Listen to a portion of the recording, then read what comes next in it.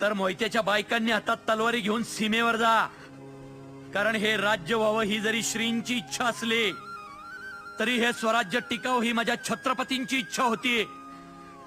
जय भवानी. जय शिवाजी.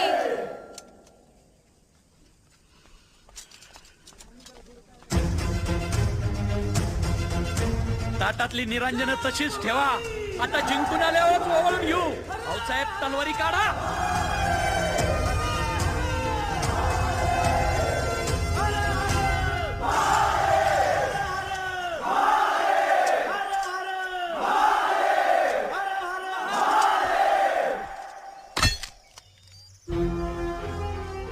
धर्माचे रक्षण करणे पाखंड खंडन हेची आम्हा काम.